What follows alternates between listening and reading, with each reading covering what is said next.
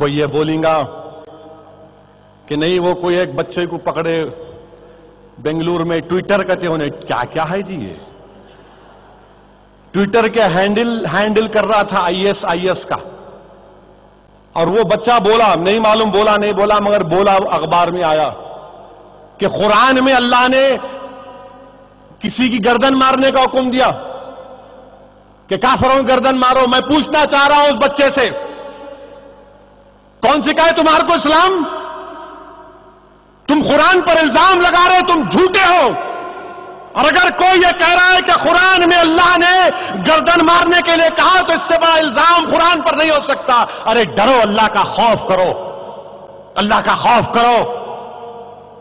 کبھی قرآن نے نہیں کہا جہاد کا حکم یہ کہ تم اگر میرے گھر پر آؤ گے تو میں دفاع کروں گا، تم میری مسجد پر حملہ کرو گے دفاع کروں گا۔ یہ کون ہے بچہ یہ جس طرح کی غلط جھوٹا الزام قرآن پر لگا دیا؟ کون ہے لوگ بھٹکا رہے ان کو؟ اس لیے نوجوانوں، اسلام کو سیکھنا ہے نا تو علماؤں کے پاس بیٹھو، کسی بھی مکتب فکر کا تمہارا تعلق ہوگا مگر علماؤں کے پاس بیٹھو۔ مگر یہ لوگ کیا کر رہے؟ نہیں، بہت بڑے وقت کے عالم ہے کہتے آج کل، انہوں امام ہے کہتے، اور ان کا نام کیا ہے معلوم آپ کو؟ حضرت گوگل۔ کمپیوٹر پہ بیٹھ کے مارتا انہیں واٹ از جہاد۔ حافظ سعید آ جاتے، لکھوی آ جاتے، انہوں بولتے یہ ہے۔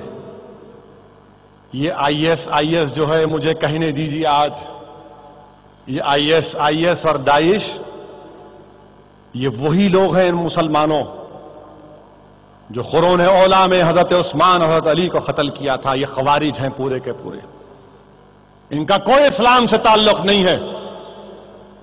رسول اللہ صلی اللہ علیہ وسلم رحمت اللہ علیہ ہیں۔ یہ لوگ کیا کر رہے؟ شیعہ ہے تو گولی مار دو، سنی ہے ان سے مخالف ہے تو گولی مار دو، کسی اور مذہب کی عورتیں ہیں تو اٹھا کر لے کر چلے جاؤ، $100 میں عورت کو بھیج دو۔ یہ اسلام نہیں ہے میرے دوستو۔ دنیا والوں، ہم تم سے کہہ رہے ہماری بات سنو، تم یقین کرو مت کرو مگر ہم کہہ رہے ہیں کہ اس سے اسلام کا تعلق نہیں ہے، خوارج ہیں۔ اور اسلام جب ناانصافی کی بات کرتا ہے تو صرف مسلمانوں کی ناانصافی کی اسلام بات نہیں کرتا، اسلام بولتا کہ کسی سے بھی ناانصافی ہوگی تو ہم اس ناانصافی کا مقابلہ کریں گے۔ اگر دلتوں کو مارا جائے گا تو احمد نگر ہم گئے جہاں پر ایک دلت خاندان کے 3 لوگوں کو قتل کر دیا گیا، ایک دلت خاندان کے بچوں کو جسموں کو کاٹ کر کھیتوں میں ان کے جسموں کو ڈالا گیا تو اسد الدین اویسی امتیاز جلیل جا کر 2 گھنٹے اس دلت کے گھر میں بیٹھے، اس کی ماں کی بات کو سنے، اس کے آنسوؤں کو محسوس کرے، اس کی تکلیف کو محسوس کیے۔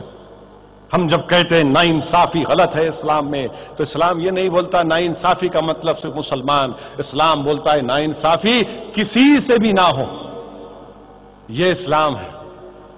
یہ داعش اور آئی ایس یاد رکھو۔ اگر کوئی نوجوان ہندوستان میں ان کے ویب سائٹس کو دیکھ کر بڑا خوش ہو رہا، میں ان نوجوانوں سے اپیل کر رہا ہوں، میرے بھائی میرے دوستوں، میں تم سے کہہ رہا ہوں اگر تم کو اتنا جذبہ ہے نا جہاد کرنے کا تو میں تم کو اس سے زیادہ اہم اور اس سے تکلیف دہ کام کرنے کی تم کو دعوت دے رہا ہوں۔ تم کو جہاد کرنے کا شوق ہے نا تو آؤ، سرزمین دکن میں حیدرآباد کے گلی کوچوں میں بچے پڑھنے کے لیے بےتاب ہیں، کیا تم جا کے ان کو گھر میں فری میں ٹیوشن کیوں نہیں پڑھاتے؟ جاؤ، جا کے پڑھو۔ اگر تم انجینئرنگ گریجویٹ ہو، اگر تم MBBS پڑھے ہوئے ہو، اگر تم M.Com کرے ہوئے ہو تو جاؤ اپنی قوم سے غربت کا خاتمہ کرو، یہ بھی جہاد ہے۔ غربت کا خاتمہ کرو، جہاد ہے۔ اگر تمہارے گھر میں تمہاری ماں ضعیف ہے تو رسول اللہ صلی اللہ علیہ وسلم کے ارشاد کے مطابق اپنی ماں کی خدمت کرو، یہ جہاد سے بڑا